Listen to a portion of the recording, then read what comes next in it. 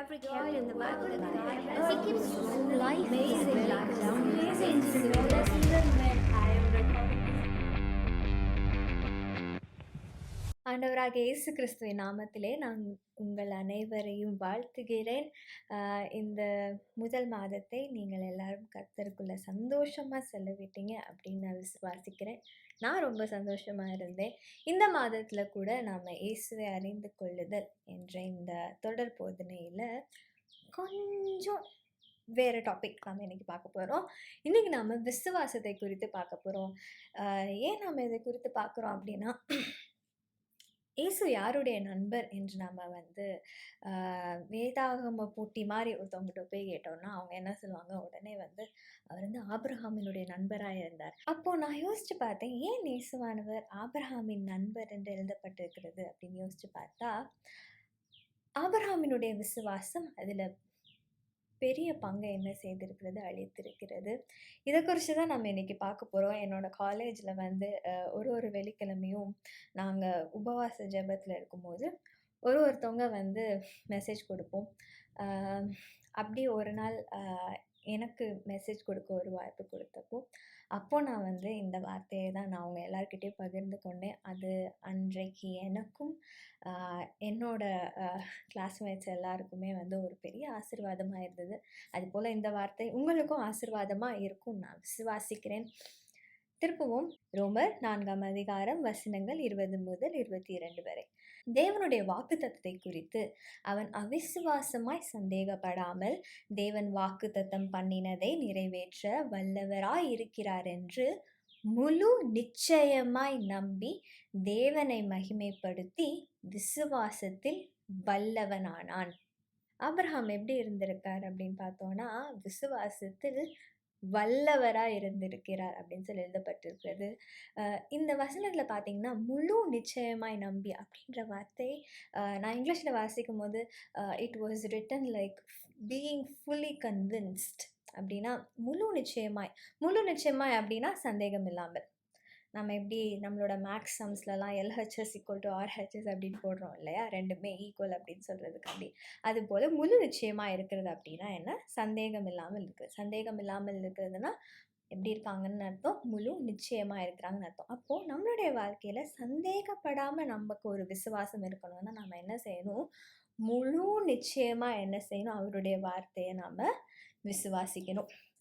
இந்த வார்த்தை எனக்கு ரொம்ப பிடிச்சனால நான் இதோட கிரேக்க மொழிபெயர்ப்பு எப்படி இருக்கும் அப்படின்னு சொல்லி நான் தேடி பார்க்கும்போது இதை க்ரீக்கில் எப்படி சொல்கிறாங்கன்னா ப்ளேரோஃபேரியோ அப்படின்னு சொல்கிறாங்க. ப்ளேரோஃபேரியோ இந்த வார்த்தை வேதாகமத்தில் 4 இடத்துல யூஸ் பண்ணப்பட்டிருக்குது. 2 இடத்துல விசுவாசத்தை குறித்தும், இன்னும் 2 இடத்துல நம்ம கடவுளுடைய வார்த்தையை மற்றவங்களுக்கு போதிக்கும்போது நம்ம எப்படி இருக்கணும், முழு நிச்சயமாக இருக்கணும். இன்றைக்கி நான் இந்த விசுவாசத்தை பற்றின ஒரு டாப்பிக்கில் உங்களுக்கு நான் கடவுளுடைய வார்த்தையை எடுத்து சொல்கிறேன்னா, நான் அதில் எப்படி இருக்கேன், முழு நிச்சயமாக இருக்கேன். இதுதான் சத்தியம், இதுதான் தேவனுடைய வார்த்தை, இதில் எனக்கு எந்த ஒரு சந்தேகமும் இல்லாமல் இருக்கிறதுனால தான் நான் என்ன செய்கிறேன், இன்றைக்கு உங்கள் முன்பாக இந்த வார்த்தைகளை நான் என்ன செய்கிறேன், முன் வைக்கிறேன். அப்போது முழு நிச்சயமாய் விசுவாசிக்கிறதுக்கு கிரேக்க மொழியில் ப்ளேரோஃபேரியோ அப்படின்னு சொல்கிறாங்க. அதே போல் இயேசு கிறிஸ்துவானவர் எந்த இடத்துல விசுவாசத்தை குறித்து சொல்லியிருக்கிறார் அப்படின்னு பார்க்கும்போது, லூக்கா 17ஆம் அதிகாரம் வசனங்கள் 5 முதல் 6 வரை. லூக்கா 17ஆம் அதிகாரம் வசனங்கள் 5 முதல் 6 வரை. அப்பொழுது அப்போஸ்தலர் கர்த்தரை நோக்கி, எங்கள் விசுவாசத்தை வர்த்திக்க பண்ண வேண்டும் என்றார்கள். அதற்கு கர்த்தர், கடுகு விதையளவு விசுவாசம் உங்களுக்கு உண்டாயிருந்தால் நீங்கள் இந்த காட்டத்தி மரத்தை நோக்கி, நீ வேரோடே பிடுங்குண்டு கடலிலே நடப்படுவாயாக என்று சொல்ல அது உங்களுக்கு கீழ்ப்படியும் அப்படின்னு சொல்லுகிறார். இந்த இடத்துல சீஷர்கள் அப்போஸ்தலர்கள் என்ன கேட்குறாங்க, என்னுடைய விசுவாசத்தை வர்த்திக்க பண்ணுங்க. ஆங்கிலத்தில் எப்படி சொல்லப்பட்டிருக்குன்னா, increase our faith, make it big அப்படின்ற மாதிரி, இன்னும் வர்த்திக்க பண்ணுங்க அப்படின்றப்போ ஏசப்பா சொல்கிறாங்க, வர்த்திக்க பண்ணுறதெல்லாம் ஒரு பக்கம் இருக்கட்டும், உனக்கு கடுகு விதையளவு விசுவாசம் இருந்தாலே என்ன செய்யும், போதும். அந்த விசுவாசம் உனக்கு இருந்தாலே நீ என்ன செய்யலாம்? அநேக பெரிய காரியங்களே செய்யலாம்." அப்படின்றப்போ தான் நான் யோசிச்சேன். விசுவாசத்த ஏன் ஏசப்பா வந்து கடுகு விதை அப்படின்றதுக்கூட ஒரு கம்பேரிசன்ல கொண்டு வராங்க அப்படின்னு சொல்லி நான் யோசிச்சு பார்த்தேன். விசுவாசம் எவ்வளோ பெரிய விஷயம். நம்ம இன்னைக்கு எல்லாருமே ஒரு கிறிஸ்தவ வாழ்க்கையில நம்ம ரொம்ப ஆசைப்படுற ஒரு விஷயம், நம்ம இன்னும் விசுவாசத்துல வளரணும், விசுவாசத்துல வளரணும். அப்பனா ஏசப்பா அது ஒரு பெரிய கடல் மாரி, அதுக்கு எல்லையே இல்ல. அது ஒரு பெரிய மலை மாரி அப்படின்னு சொல்லியிருந்திருக்கலாமே. ஏன் ஏசப்பா வந்து அது ஒரு கடுகு விதை அளவு அப்படின்னு சொல்லி ஆ அதோட ஏன் ஒப்பிடுறாங்க அப்படின்னு நான் யோசிக்கும்போது, ரொம்ப ஜாலியா நான் வந்து கூகுள்ல வந்து இந்த உலகத்திலே எது சின்ன விதை அப்படின்னு சொல்லி நான் சர்ச் பண்ணும்போது, கடுகு விதை தான் என்னதான் உலகத்திலே ரொம்ப சின்ன விதையாம். அப்ப நான் யோசிச்சேன், உலகத்திலே ரொம்ப சின்ன விதை கோப்பாக தான் என்ன செய்றாங்க ஏசப்பா, விசுவாசத்த என்ன செய்றாங்க ஒப்பிடுறாங்க. அப்ப நான் யோசிக்கிறேன், ஏன் ஏசப்பா கடுகு விதைய கொண்டு போய் நீங்க ஏன் சொல்றீங்க அப்படின்றப்போ, எனக்குள்ளாக ஆவியானவர் வெளிப்படுத்தின ஒரு காரியம் இதுதான். கடுகு விதைய நாம வந்து வலதுபுறத்துல இருந்தோ, இடதுபுறத்துல இருந்தோ, மேல இருந்தோ, கீழ இருந்தோ, எந்த ஆங்கிள்ல சுத்தி முத்தி பார்த்தாலும் அது எப்படிதான் இருக்குமா? ஒரு முழுமையான ஒரு வடிவத்துல தான் என்ன செய்யும்? அது இருக்கும். எந்த இடத்துலருந்து பார்த்தால் இங்கேருந்து பார்த்தா ஒரு மாரி இருக்கு, இங்கேருந்து பார்த்தா ஒரு மாரி இருக்கு. அப்படி என்ன செய்யாது? அது இருக்காது. எல்லா அ ஆங்கிள்ஸ்லேருந்து நம்ம பார்க்கும்போது அது எப்படித்தான் இருக்கும்? ஒரே மாதிரி இருக்கும். அதேபோல அது முழுமையா இருக்கும். அது ரவுண்டா முழுமையா இருக்கும். அது சின்னதா இருந்தாலும் அது எப்படி இருக்கும்? முழுமையா இருக்கும். அப்போ இந்த முழுமையான ஒரு விசுவாசம் தான். முழு நிச்சயமான ஒரு விசுவாசத்த தான் யார் வைத்திருந்தா, ஆபிரகாம் என்ன செய்திருந்தான்? வைத்திருந்தான். அதனால தான் அவன் விசுவாசத்தின் தகப்பன் என அழைக்கப்பட்டான். அதனால தான் ஆபிரகாம் என்ன செய்யப்படுகிறான்? அநேக ஜாதிகளுக்கு ஆசீர்வாதமாய் இருக்கத்தக்கதாக ஆசீர்வதிக்கப்படுகிறான். ஏன் அப்படி ஒரு ஆசீர்வாதம் அப்படின்னா, அவனுடைய விசுவாசம் எப்படின்றது கடுகு விதை போல எல்லா பக்கத்துலயும் முழு நிச்சயமா இருக்கிறதா என்ன செய்றது இருக்கிறது. அப்போ ஒரு விதைய எடுத்து பார்த்தோம்னா, ஒரு விதைய நாம என்ன செய்ய மாட்டோம்? உடைச்சு போய் என்ன செய்ய மாட்டோம்? ஆ மண்ணுக்குள்ள புதைச்சு அதுலேருந்து நம்ம என்ன செய்ய மாட்டோம்? ஒரு மரத்த வந்து என்ன செய்ய மாட்டோம்? எதிர்பார்க்க மாட்டோம். இப்ப நமக்கு ஒரு மாங்கா மரம் வேணும்னு வச்சுக்கோமே, ஒரு மாங்கா விதை எடுப்போம். அத நம்ம வந்து 4ஆ வெட்டி 4 மாமரம் வைக்கலாம் அப்டின்னா நம்ம நினைக்கிறோம் அப்டின்னா, இல்ல. நம்ம என்ன பண்றோம்? ஒரு முழு மாம்பழ கொட்டைய எடுத்து அத நாம வந்து விதைச்சு, அதுலேருந்து ஒரு மரம் வரும் அப்டின்னு சொல்லி தான் நம்ம என்ன செய்றோம்? எதிர்பார்க்கிறோம். அப்போ நம்மளுடைய விசுவாசத்துல ஒரு ஒரு விரிசலோ, அ ஒரு சின்ன சந்தேகம் இருந்தா கூட என்ன செய்ய முடியாது நம்மளால, ஒரு நிச்சயமான ஒரு பலனை நம்ம என்ன செய்ய முடியாது, எதிர்பார்க்க முடியாது. நம்மளுடைய விசுவாசம் எப்படி இருக்கணும்? முழு நிச்சயமா இருக்கணும். யாரு வந்து சொன்னாலும் அப்படியெல்லாம் இல்லங்க. தேவனுடைய வார்த்தை இதுதான் கூறுகிறது. நான் என்ன செய்றேன்? அதுதான் விசுவாசிக்க போறேன். எந்த டாக்டர் எந்த ரிப்போர்ட் எடுத்துட்டு வந்தாலும் அப்படியெல்லாம் இல்ல. என்னுடைய தேவன் எனக்கு சுகமளிக்கிறவரா இருக்கிறார். என்னுடைய தேவன் என்னுடைய நோய்கள் எல்லாவற்றையும் சுமந்து விட்டேன் என்று சொல்லி அ வேதாகமத்தில் எழுதப்பட்டிருக்கிறதே, அததான் நான் என்ன செய்ய போறேன்? விசுவாசிக்க போறேன். அப்படின்னு சொல்லி நம்மளுடைய விசுவாசத்துல நம்ம எப்படி இருக்கணும்? முழுமையா இருக்கணும். நம்மளுடைய விசுவாசம் உடைக்கப்பட்டால் என்ன செய்ய முடியாது? அதுலேருந்து நம்ம பலனே பெற முடியாது. இப்படி எல்லாவற்றையும் நான் யோசித்துக் கொண்டிருக்கும்போது, அப்ப யோசிச்சேன், அப்போ ஆபிரகாமுக்கு ஒரு நாள் கூட சந்தேகம் வந்தது இல்லையா? அவனும் நம்மளைப் போல ஒரு மனிதன் தானே!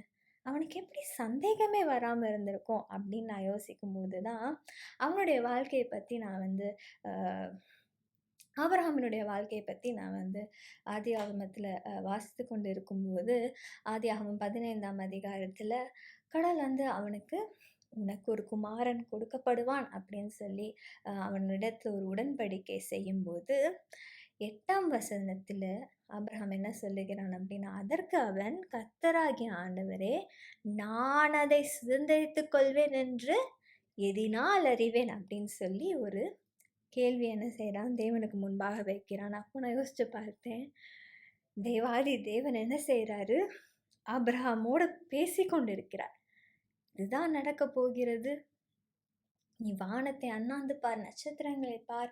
இப்படிப்பட்ட ஒரு சந்ததியை நான் உனக்கு கொடுக்கப் போறேன். அப்படி எல்லா அ காரியங்களையும் தேவன் வந்து அவனிடத்தில் சொல்லும்போது கூட, அவனிடத்தில் இருக்கிற ஒரு கேள்வி, "எதினால் நான் அறிவேன்?" அப்படின்னு சொல்லி ஒரு கேள்வி. அப்போ விசுவாசத்தின் தந்தை என்று அழைக்கப்பட்ட ஆபிரகாமுக்குள்ளேயே என்ன செய்கிறது? ஒரு சின்ன சந்தேகம். நம்ம ஒரு ஒரு விஷயத்த எடுத்தோம்னா, இது சரியா இருக்குமா? இல்லையான்னு சொல்லி நமக்கு ஒரு சந்தேகம் வருது. ஒரு ஃப்ரெண்ட சூஸ் பண்ணும்போது, இவங்க நமக்கு கரெக்ட்டான ஃப்ரெண்டா இருப்பாங்களான்னு சொல்லி ஒரு சந்தேகம் வருது. எல்லா சந்தேகத்தையும் நம்ம என்ன செய்றோம்? கிளியர் பண்ணிட்டே வரோம். இப்போ மேத்ஸ்ல ஒரு டவுட் இருக்குன்னா, நம்ம என்ன செய்றோம்? அத போய் கிளியர் பண்றோம். ஐயோ! இதுல எனக்கு டவுட் இருக்கு. இது எனக்கு வேணவே வேணாம். கடைசி வரைக்கும் நான் இத போய் படிக்க மாட்டேன் அப்படின்னு நம்ம என்ன செய்றதில்ல, நினைக்கிறதில்ல. அப்போ இப்படி சந்தேகம் உள்ள ஒரு மனிதனாக இருந்த ஆபிரகாம் எப்படி முழு நிச்சயமான விசுவாசம் உள்ளவனாக மாறினான் அப்படின்றத தான் நம்ம இன்னைக்கு என்ன செய்ய போறோம், பார்க்க போறோம். அதுல 4 விஷயத்த நான் இந்த வேதாகமத்தை படிக்கும்போது கற்றுக்கொண்டேன். 4 விஷயத்தின் மூலமாக கடவுள் என்ன செய்கிறார்? அவனுடைய விசுவாசத்தை என்ன செய்கிறார்? ஒரு முழு நிச்சயமுள்ள விசுவாசமாக மாற்றுகிறார். முதலாவதாக 5ஆம் வசனத்தில் எழுதப்பட்டிருக்கிறது, அவர் அவனை வெளியே அழைத்து, "நீ வானத்தை அண்ணாந்து பார், நட்சத்திரங்களை எண்ண உன்னாலே கூடுமானால் அவைகளை எண்ணு என்று சொல்லி, பின்பு அவனை நோக்கி, உன் சந்ததி இவ்வண்ணமாய் இருக்கும் என்றார்." அப்போ கடவுள் முதல்ல செய்ற ஒரு விஷயம் என்ன தெரியுமா? இத்தனை நாள் நீ யோசிச்சுட்டு இருக்கல்ல, அதுலேருந்து முதல்ல என்ன செய்? வெளியே வா. நம்ம நெறைய நேரம் ரொம்ப ப்ராக்டிக்கலா என்ன செய்வோம், நெறைய விஷயங்கள யோசிப்போம்.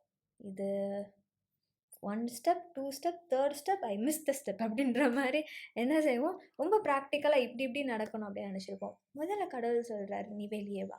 அப்புறம் ரொம்ப ப்ராக்டிக்கலா யோசிக்கிறான். "இன்னைக்கு நீங்க என்ன ஆசீர்வதிப்பேன்னு சொல்றீங்க. ஆனா என்கிட்ட என்ன இல்ல? குழந்தை இல்ல.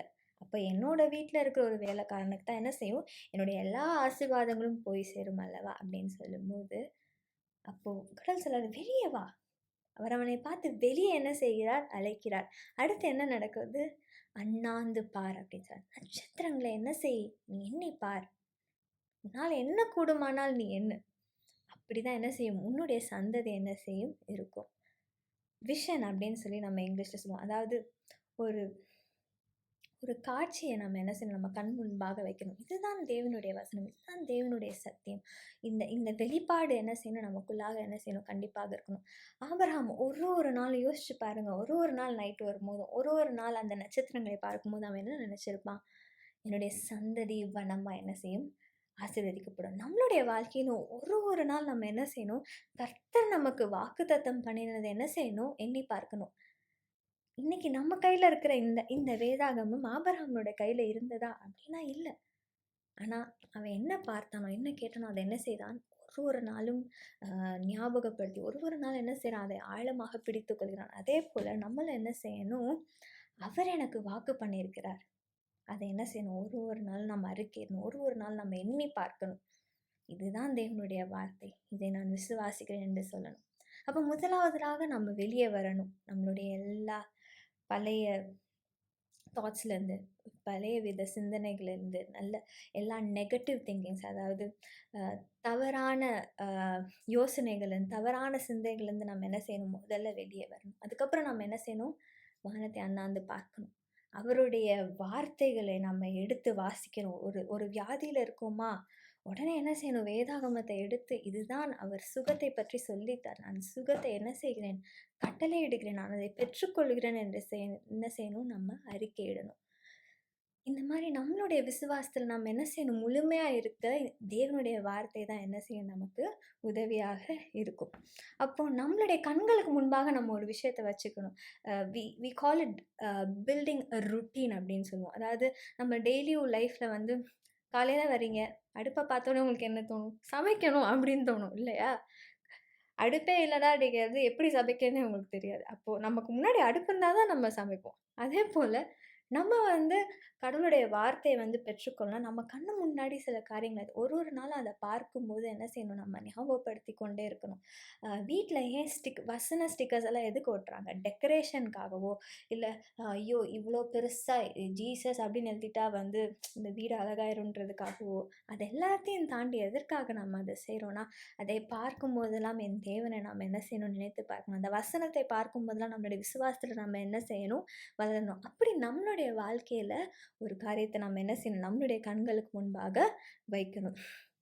அதேபோல 6ஆம் வசனத்திலே, அவன் கர்த்தரை விசுவாசித்தான். அதை அவர் அவனுக்கு நீதியாக எண்ணினார். 7ஆம் வசனம். பின்பு அவர் அவனை நோக்கி, இந்த தேசத்தை உனக்கு சுதந்திரமாக கொடுக்கும் பொருட்டு உன்னை ஊர் என்கிற கல்தேயருடைய பட்டணத்திலிருந்து அழைத்து வந்த கர்த்தர் நானே என்றார். கர்த்தர் என்ன பண்ணுகிறார்? பூர்வ கால நன்மைகளை அவனுக்கு என்ன செய்கிறார்? நினைவூட்டுகிறார். அன்னைக்கு நான் தானே உன்னை ஊர் என்ற பட்டணத்திலிருந்து இந்த இடத்துல கூட்டிட்டு வந்த தேவன் நான் தானே. அதே தேவன் நான் உனக்கு என்ன செய்வேன்? உனக்காக ஒரு மகன் என்ன செய்வேன்? கொடுப்பேன். நம்முடைய வாழ்க்கையில ஒரு கஷ்டம் வரும்போது, இத்தன நாள் கடவுள் நமக்கு எவ்வளோ நன்மைகளை செய்திருக்கார். இத்தன நாள் நமக்கு ஒரு குடும்பத்தை கொடுத்திருக்கிறார். நமக்கு ஒரு நல்ல காலேஜ், நல்ல ஸ்கூல், நமக்குன்னு ஒரு நல்ல வேலையை கொடுத்திருக்காருன்னு சொல்லி, அவருடைய நன்மைகளை நாம் என்ன செய்யணும்? எண்ணி பார்க்கணும். அதே தேவன் என்ன செய்வார்? இன்னைக்கு எனக்கு நன்மையை மறுபடியுமாக செய்வார் என்ற ஒரு விசுவாசம் என்ன செய்யணும்? நமக்குள்ளாக துளிர்விட்டு வரணும். யோசித்து பாருங்க, நெறைய சங்கீதத்துல தாவீது என்ன பாடுகிறான்?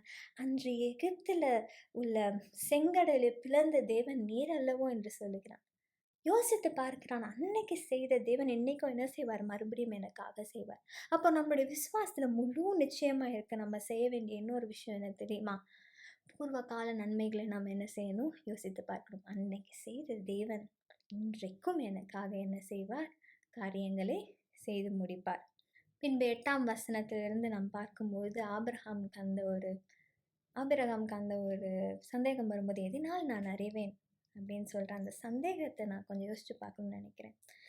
சில நேரம் நம்ம ஏன் விசுவாசிக்கிறோம் அப்படின்றதே நமக்கு என்ன செய்யறதில்ல, தெரியறதில்ல. ஏதோ எழுதியிருக்குப்பா, அப்படிதான் சொல்றாங்க, அதனால நான் என்ன செய்ய போறேன்? விசுவாசிக்கிறேன் அப்படின்றதுக்காக இல்லை. ஏதோ சொன்னாங்க சண்டே சர்ச்சுக்கு வரணுன்ட்டு, அதனால நான் வரேன், அவ்வளோதான். வந்தாங்க, 2 பாட்டு பாடுனாங்க. ஒரு தாத்தா வந்தாரு, ஒரு பாட்டி வந்தாங்க, ஒரு பொண்ணு வந்துச்சு. என்னென்னமோ காதலை பற்றி சொன்னாங்க. எல்லாத்தையும் கேட்டேன். செப்பலை போட்டு வீட்டுக்கு வந்துட்டேன். அப்படின்னு சொல்லி நம்ம என்ன செய்யக்கூடாது? இருக்கக்கூடாது. எதனால் நம்ம விசுவாசிக்கிறோம்னு சொல்லி நம்ம எண்ணி பார்க்கணும். எதனால் நம்ம வியாதியை அவர் நிச்சயமாக அகற்றி போடுவார். நம்ம ஏன் விசுவாசிக்கணும்? ஏன்னா அவர் எனக்காக உலகத்தில் வந்திருக்கிறார். எனக்காக சிலுவையில் என்ன செய்திருக்கிறார்? என்னுடைய நோய்கள் எல்லாவற்றையும் ஏற்றுக்கொண்டதுனால நம்ம ஏன் விசுவாசிக்கிறோம்? வியாதி என்னை விட்டு விலகும் என்று விசுவாசிக்கிறோம். ஏன் நாம் ஐஸ்வர்யவான்களாக ஆசீர்வதிக்கப்படுவோம் நம்ம விசுவாசிக்கிறோம். ஏன்னா அவர் எனக்காக ஏழை கோலத்தில் என்ன செய்தார்? இந்த பூலோகத்தில் வந்தார். அதனால் நான் என்ன செய்வேன்? ஆசீர்வதிக்கப்படுவேன் நம்ம விசுவாசிக்கிறோம். அப்போ எதனால் அப்படின்ற ஒரு கேள்வி என்ன செய்யணும்? நம்ம எல்லாருக்குள்ளேயுமே இருக்கணும். சந்தேகம் என்பது தப்பில்லை. அந்த சந்தேகத்தில் வாழ்வது தான் என்ன செய்கிறது? ஒரு தவறான காரியமாக இருக்கிறது.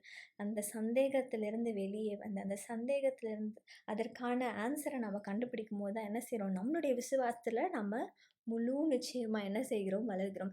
இந்த இடத்துல தேவன் ஆபிரகாமோடு என்ன செய்கிறார்? ஒரு உடன்படிக்கையை செய்கிறார். 8ஆம் வசனத்திலிருந்து 15ஆம் வசனத்துல பார்த்தீங்கன்னா, தேவன் ஆபிரகாமோடு என்ன செய்கிறார்? ஒரு உடன்படிக்கை செய்கிறார். இன்று தேவன் நம்மோடும் என்ன செய்திருக்கார்? ஒரு உடன்படிக்கை செய்திருக்கார். நமக்காக சிலுவையிலே அவருடைய இரத்தத்தை சிந்து நம்மளோடு ஒரு உடன்படிக்கை செய்திருக்கிறார். இனி பழையவைகள் எல்லாம் ஒழிந்து போயின, எல்லாம் புதிதாய் மாறின. அவரை விசுவாசிக்கிறவனுடன் அவர் என்ன செய்கிறார்? ஒரு உடன்படிக்கை செய்திருக்கிறார். நான் உன்னை குப்பையிலிருந்து மீட்டுக்கொள்வேன். நான் உன்னுடைய கண்ணீர்கள் எல்லாவற்றையும் துடைப்பேன். நான் உனக்காக ஒரு புதிய வாழ்க்கையை வைத்திருக்கிறேன் என்று சொல்லி உங்களோடும் என்னோடும் என்ன செய்கிறார்? தேவன் ஒரு உடன்படிக்கையை செய்திருக்கிறார். அந்த உடன்படிக்கை நிமித்தமாக நான் நல்லவன், நான் அநேக காரியங்களை செஞ்சிருக்கேன், அதனால் தேவன் என்னை ஆசீர்வதிப்பாரா? இல்லை.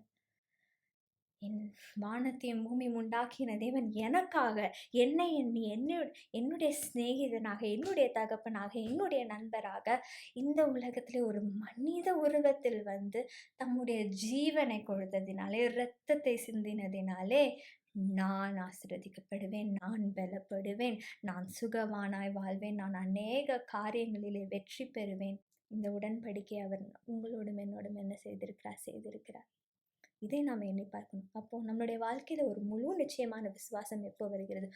ஒரு நாளும் நாம் அதனை எண்ணி பார்க்கும்போது, வாக்குத்தத்தங்களை எண்ணி பார்க்கும்போது, ஒரு நாளும் நாம் அவர் செய்த நன்மைகளை நினைத்து பார்க்கும்போது, ஒரு நாளும் நம்மளுடைய விசுவாசத்தை நாம் எண்ணி பார்த்து, நாம் ஏன் விசுவாசிக்கிறோம் என்ற அந்த காரணங்களை அறிந்து கொள்ளும்போது, ஒரு ஒரு நாளும் அவர் நம்மோடு செய்த உடன்படிக்கையை, அவர் சிந்தின இரத்தத்தை, அவருடைய சிலுவையை நாம் எண்ணி பார்க்கும்போது என்ன செய்கிறது? நம்முடைய விசுவாசம் முழு நிச்சயமான விசுவாசமாக மாறுகிறது. இன்றைக்கு உங்களுக்கு இருக்கிற சந்தேகங்களை நீங்க எப்படி போக்கிக் கொள்வீங்க? எண்ணி பாருங்க. நன்மைகளை எண்ணி பாருங்க. அவரை விசுவாசிங்க. வாக்குத்தத்தங்களை எண்ணி பாருங்க. ஒரு ஒரு நாளும் அறிக்கையிடுங்க. ஒரு ஒரு நாளும் அவரோட போய் பேசுங்க. ஒரு ஒரு நாளும் என்ன செய்யுங்க? அவருடைய உடன்படிக்கை எண்ணி பாருங்க. சிலுவையின் இரத்தத்தை நாம் என்ன செய்ய வேண்டும்? எண்ணி பார்க்க வேண்டும். அப்பொழுதுதான் நாம் என்ன செய்கிறோம்? விசுவாசத்திலே முழு நிச்சயமாக என்ன செய்கிறோம்? வளர்கிறோம். அப்பொழுதுதான் நாம் விசுவாசிக்கிற காரியங்களை நாம் என்ன செய்ய முடியும்? பெற்றுக்கொள்ள முடியும்.